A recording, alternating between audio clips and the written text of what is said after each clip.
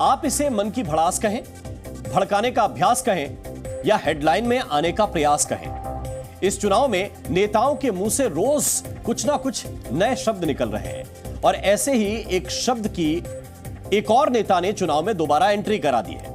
AIMIM के सदर यानी उसके चीफ बैरिस्टर असदुद्दीन ओवैसी ने इतिहास की पोटली खोलकर उसमें से फिर एक नया नाम निकाला और उससे डर फैलाने की कोशिश की। यह नाम है हिटलर का।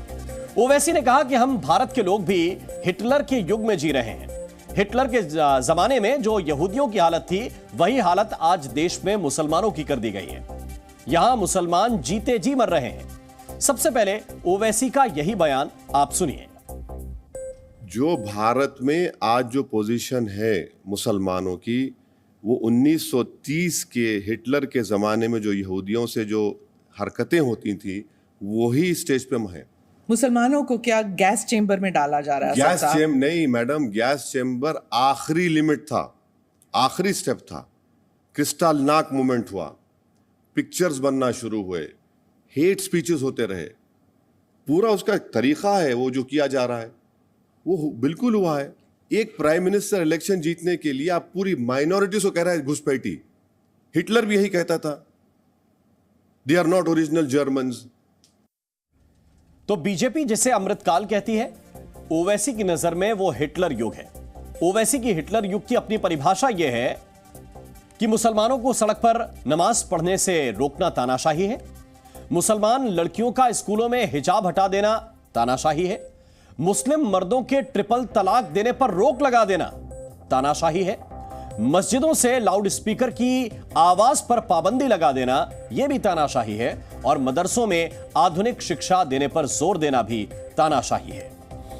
हालांकि हिटलर युग के दायरे में विपक्ष को कुचलने, संसद से बेदखल करने, जेल में डालने जैसे कॉमन आरोप भी हैं जो दूसरे विपक्षी दल भी लगाते रहते हैं। लेकिन देश के मुसलमानों की यहूदियों से तुलना वाली थ्योरी सिर्फ ओवैसी ने ही ढूंढकर निकाली है। मेरा खाना खतरा, मेरा हिजाब खतरा, मेरा वजूद खतरा। भाई आप दिल्ली कैपिटल और आप कह रहे हैं वो सारा, चाहे हिजाब हो, चाहे पोशाक हो, चाहे जो भी हो, चाहे जुबान हो, चाहे आपका खाना हो, वो सब खतरे में मोदी की वजह से है। आप जो जिस तरीके से आइडेंटिफाई कर चुके हैं हिजाब को, जिस तरीके से आपने आइडेंटिफाई कर दिया कि बच्चे ज़्यादा पैदा कर रहे हैं, जिस तरीके से आपने कह दिया कि लोग घुसपैठी हैं, जिस तरीके से आपने कह दिया कि एक समाज की दौलत लेकर इनको दौलतमंद बनाया जाएगा, क्या बात कर रहे हैं? ओवैसी के हिटलर युग वाले हौवे पर बीजेपी ने क्या कहा है वो भी आपको सुनवाएंगे, लेकिन उससे पहले आपको यह भी जानना चाहिए कि भारत में हिटलर युग बोलने के पीछे कोई होमवर्क किया गया है या फिर जो मन में आया वो कह दिया गया। क्या ऐसा है? जरा इसको भी समझते हैं। हिटलर ने 6 साल में 60 लाख यहूदियों की हत्या करा दी थी, यह तथ्य है। ओवैसी के पास भारत के संबंध में ऐसा कोई आंकड़ा नहीं है। हिटलर के तानाशाही रवैये ने दूसरा विश्व युद्ध करा दिया था और भारत का वसुधैव कुटुंबकम में विश्वास है। भारत शांति का समर्थक है। हिटलर घोषित तानाशाह था, विपक्ष को उसने कुचल कर रख दिया था। भारत फिलहाल नई सरकार चुनने जा रहा है और चुनाव में पूरा का पूरा विपक्ष भी शामिल है।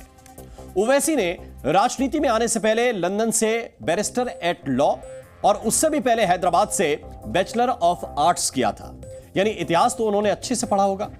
अब बीजेपी का जवाब भी आप सुनिए कि आज के दौर की हिटलर के दौर से तुलना पर उसने क्या कहा है।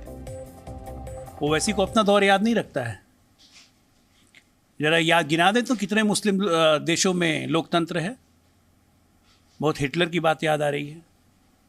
इतनी ही हिटलर शाही है तो इतना बोल कैसे पा रहे हैं?